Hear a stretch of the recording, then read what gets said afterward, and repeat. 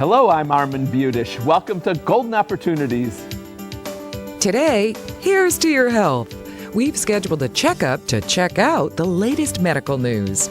Then it's time to take a peek at your portfolio. We'll explain why it's important to evaluate your investments. Plus, we'll feature fashion finds of designer-exclusive attire and what you should and should not store in a safe deposit box. It's time to get GOing, so pull up a chair and join us at our kitchen table for Golden Opportunities.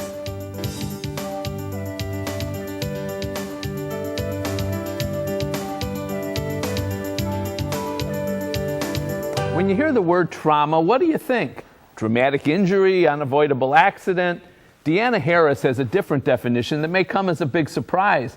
Deanna's a clinical nurse manager and chief flight nurse for Metro Life Flight at Metro Health.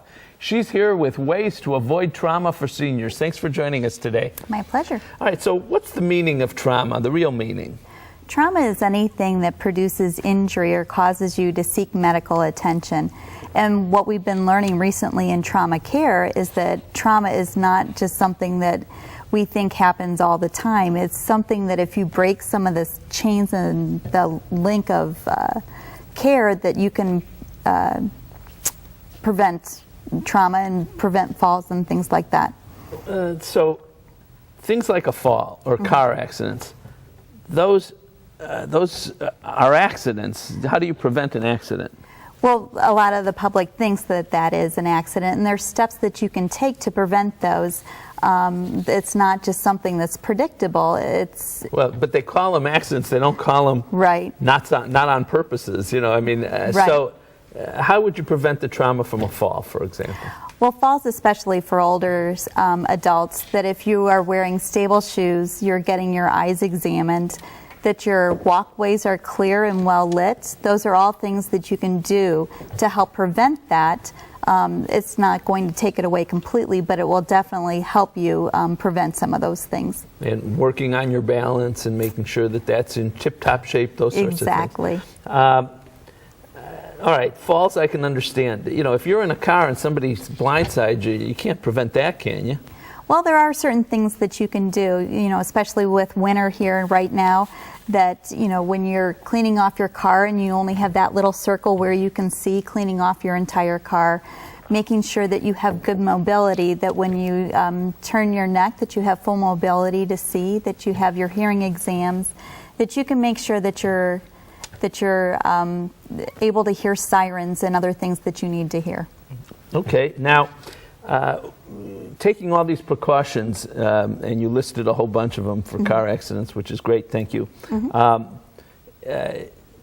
There's something that I was not aware of. You can put important information connected to your driver's license so that if you do have a trauma and you can't verbally tell people like you who come to save us, you know, who to call. Right. That information can be made publicly, not publicly, but available to the police or the EMS people.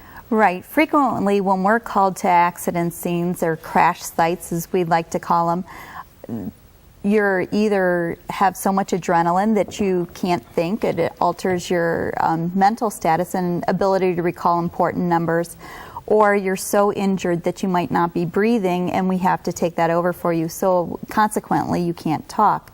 So this is for anybody in Ohio, but particularly seniors, where you can go to this website and you can register 2 emergency contact numbers.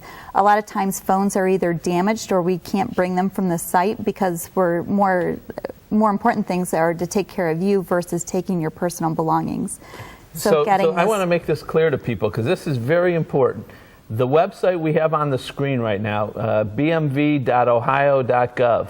people can go to that website and go to BMV Online Services and Next of Kin Emergency Contact Information, and they can put into the website, you know, your spouse or your children or whoever is your next your emergency called person. Right. And then somebody like you who goes to the scene of an accident would check that immediately and would know who to call? Only the police officers can obtain that. I want to stress that not anybody can see this. Only police officers can see this, and they can pull that information if you go to the website and put it there. But it doesn't go physically on your driver's license. No, it doesn't. And the public can't see it. The public can't see it. It's very secure. Only police officers can give us that information at trauma centers. Well, this is very helpful. Thank you very much for letting us in on that. My pleasure. All right, don't be an accident waiting to happen. Follow Deanna's advice and make sure you do everything you can to avoid trauma. And add your emergency contact numbers to your license in case you are in an accident.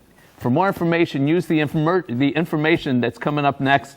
My thanks to Deanna for joining us today. Find out more by calling Metro Health at 216-778-7800 or visit www.metrohealth.org. Want more Metro Health medical information? Be sure to tune in to WTAM 1100 Radio each Saturday morning at 7 for Metro Health and You, hosted by Dr. Christine Alexander. Next, are your investments earning their keep?